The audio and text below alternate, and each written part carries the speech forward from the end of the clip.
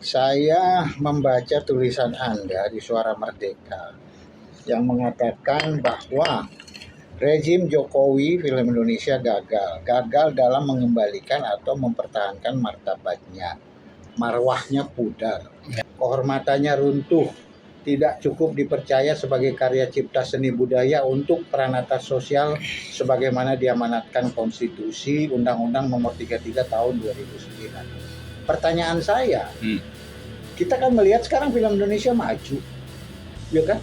Banyak film-film yang dihasilkan kemudian mendapatkan kehormatan di ajang-ajang luar negeri, baik sebagai tontonan maupun sebagai karya dalam penilaian.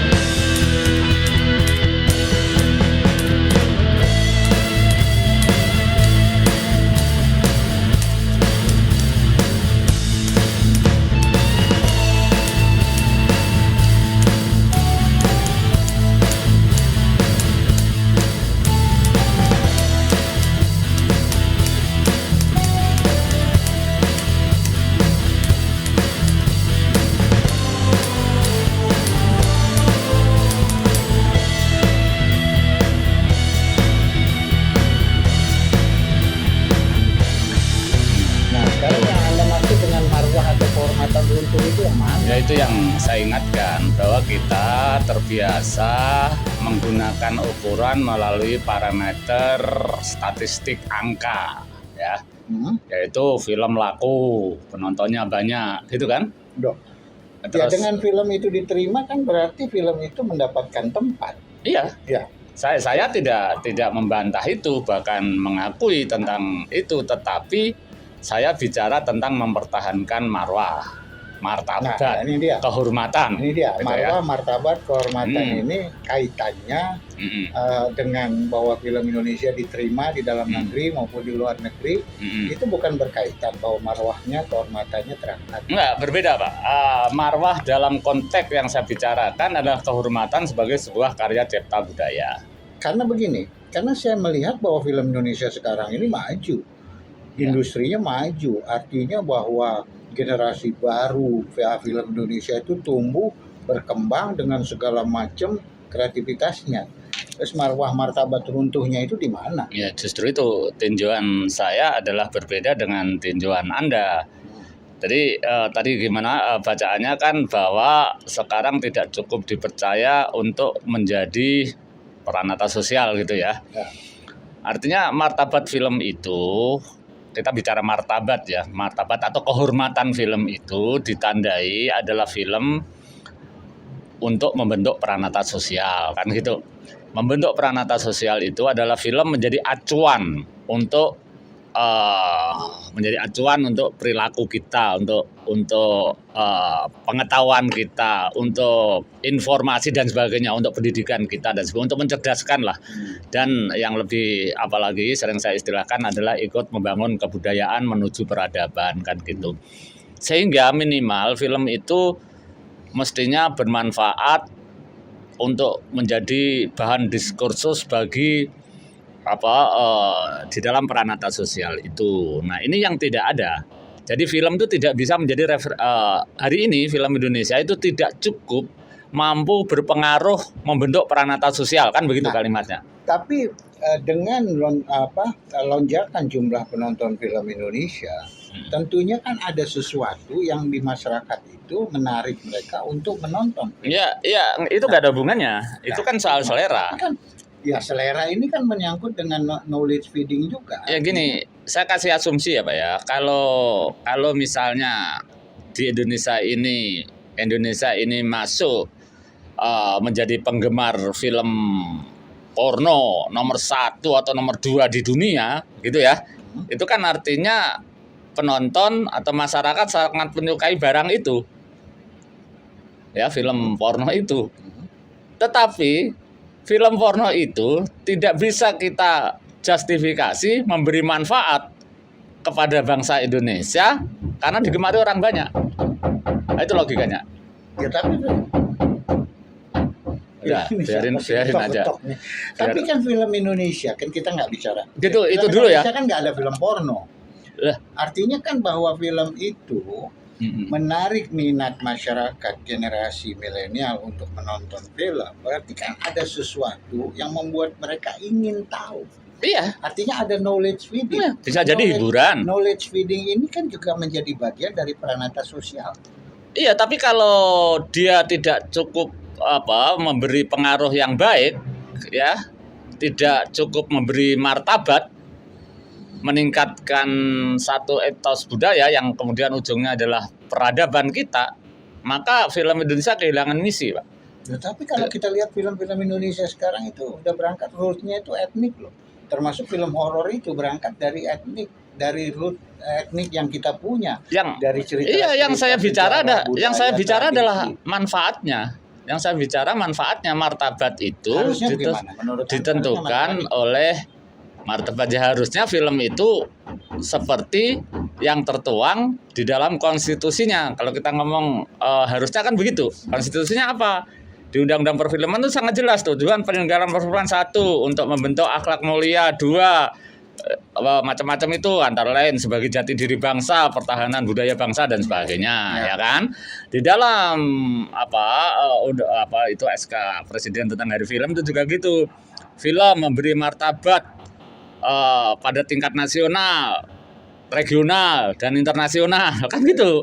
Nah, kalau tidak mengacu itu, berarti penyelenggaraan perfilman Indonesia ini gagal.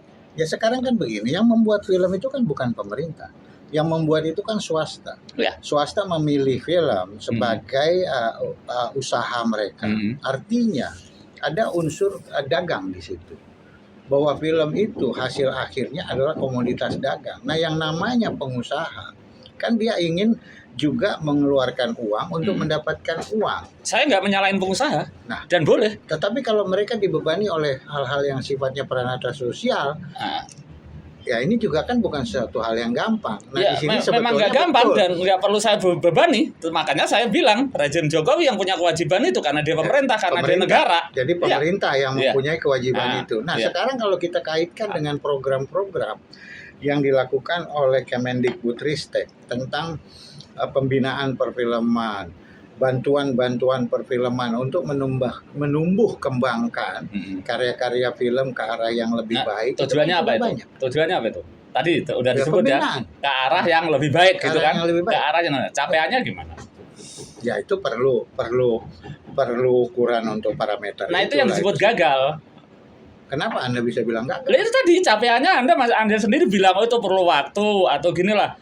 Kan kegagalan itu sukses yang tertunda, kan sama kan, artinya pada hari ini saya ngomong itu gagal karena tetapi bahwa kebanyakan orang melihat itu berhasil karena film Indonesia semakin dicintai, ditonton orang banyak. Iya artinya tapi kan, itu hal yang berbeda, itu tidak memberi martabat. Bisa nggak kasih contoh peranata sosial yang jelas menurut Anda itu seperti apa? Ya, peranata sosial itu adalah satu himpunan yang terwahana gitu ya, atau semacam semacam konstruksi dalam kita bersosial hidup. Jadi kalau peranata perfilman itu sering disebut ekosistem, kasarnya kan gitu.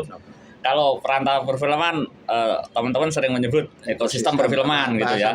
Peranata sosial itu lebih luas dari itu, yaitu sosial keseluruhannya. Film itu mestinya memberikan sumbangsi besar dalam peranata sosial yang baik, yang kondusif. Ada nggak contoh? Ukuran baiknya apa? Ntar dulu, ukuran baiknya apa? Ukuran baiknya adalah sesuai arah dan tujuan penyelenggaraan perfilman yang termaktub minimal di dalam undang-undang itu dan konvensi-konvensi lainnya lah ya. Nah, contohnya apa? Contohnya Indonesia tuh pernah punya, ya, itulah yang diperjuangkan zaman Usmar Ismail, ya, yang melahirkan film-film yang sampai hari ini kita hafal, Darah dan Doa, lewat Jam Malam dan segala macam itu, di Jayakusuma lewat Cambuk Api, lewat apa dan sebagainya, yang secara karya seni menjadi wacana diskursus terus-menerus sebagai bagian dari pembentuk kebudayaan, itulah, yang kemudian itu kan mewarnai peranata sosial gitu ya, efeknya, dampaknya.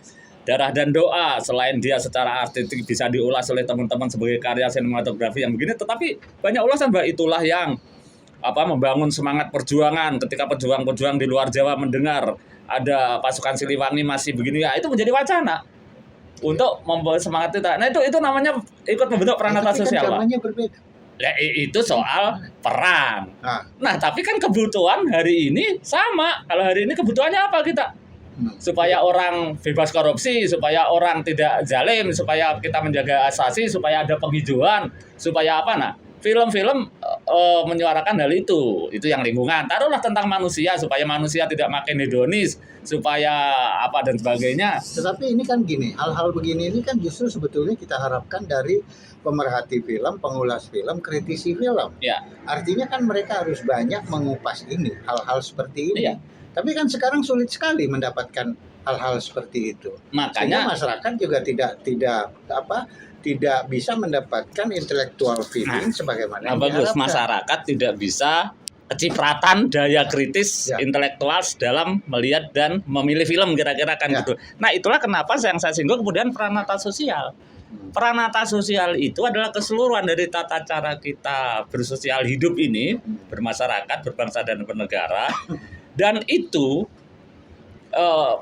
terbentuknya peranata sosial itu dalam konteks penyelenggaraan perfilman atau dalam konteks keseluruhan kan sangat tergantung pada politik kita, Pak. Pada pimpinan kita mengarahkan bangsa ini kemana. Ya, tetapi kan gini lah, bahwa film itu kan adalah komoditi bebas. Nah, Dia nah punya dulu, kebebasan di dalam termasuk berkreasi. kemudian tidak munculnya kritik film. Gitu ya. Artinya kan ini harus ditopang oleh pengamat, pengulas, kritisi film. Lah ya. Sehingga dia menjadi selaras kan. Nah, itu yang saya terangkan. Nah, ini gitu. Kritisi film nggak ada. Masa nggak ada? Iya nggak ada. Nyatanya kalau ada film banyak diulas dong dari sisi yang bisa bicarakan tadi. Banyak Kenapa nggak ada? Resensi. Kenapa nggak ada? Karena tadi terbangun peranata sosial yang tiba-tiba kalau nggak salah dalam tulisan saya itu saya menyebut pragmatis, sehingga semua orang sekarang berorientasi pada kalau nggak kekuasaan ya udah kan gitu, ujung-ujungnya duit tuh. Pragmatis itu artinya saya sebagai penyelenggara film misalnya ngapain gua ngeritik yang penting gua mendapat keuntungan dari produser misalnya ini ya. Produser, kepentingannya apa? Film saya dipromosikan. Ya, karena dia Film pengusaha. saya, ya nggak apa-apa. Saya nggak nyalain itu. Ya. Tetapi sistem itu membangun sebuah peranata sosial yang kemudian saya nggak perlu lagi kritik. Lebih baik saya muji-muji aja, mau bagus mau buruk. Nah ini kan celaka. Itu Pak yang terbangun Pak. Jadi konstruksi dari masyarakat kita akhirnya tidak kritis, tidak itu demi tadi kepentingan industri karena kepentingannya pedagang laris ya udah mengacu kepada itu. Nah, ketika ini juga dijalankan pemerintah misalnya yang penting adalah citra pemerintah bagus. Sudah Sudah membuat program-program banyak hal. Nah, yang penting pemerintah senang nih, nggak perlu kita koreksi. Lah pemerintah anggapannya yang penting masyarakat merasa saya sudah melakukan itu. Ya. Nggak, ini di luar industri. Kan Ya, pemerintah kan berkewajiban untuk menumbuh kembangkan industri itu, apalagi kemudian dikaitkan dengan ekonomi kreatif. iya nggak apa-apa. Yang secara ekonomi dia memberikan nilai. Makanya di Indonesia ini perfilman itu di bawah Kemendikbud, itu Kementerian Pendidikan dan Kebudayaan. Lalu Anda bilang, enggak ini kan ekonomi kreatif, makanya ditambah lagi ada Kementerian Ekonomi Kreatif yang mestinya berkonsentrasi untuk yang Anda bayangkan tadi. Nah, satu sama lain ini diperlukan yang sekarang yang industrinya menjadi maju. pertanyaan saya bahwa bagaimana caranya bahwa film menjadi bagian intellectual feeding untuk menumbuh kembangkan kesadaran tentang peranata sosial. Ya. Ini sulit untuk kita harapkan dari pengusaha, produser yang cuma berpikir bahwa bikin film, gua keluar seperak, bagaimana seperak gua kembalinya lebih. Nah ini kan sekarang kan pemerintah nggak masuk ke situ atau pemerintah harus masuk ke situ. Harus masuk ke situ, tetapi bukan di dalam konteks memaksakan sebuah aturan karena kan ini zaman pasar bebas. Ya, zaman ya pasar bebas lah, artinya tidak boleh lagi ada pemaksaan, dogma seperti zaman Orde Baru kan orang sering menyebutnya. Tetapi membangun sebuah kebijakan, kesadaran yang kepentingan tadi bisa menumbuhkan kesadaran itu bersama. Misalnya, gini aja lah contohnya Pak ya. Kalau dulu pengusaha itu kan juga cari untung Pak. Tetapi kenapa membuat film November 28? Kenapa membuat film misalnya Matahari? Ya. Kenapa Slamet Harjo membuat film Langit Ku Rumahku, Garin membuat Sepotong Roti? Kan sama juga, mereka kan juga pengen ditonton orang, pengen laku.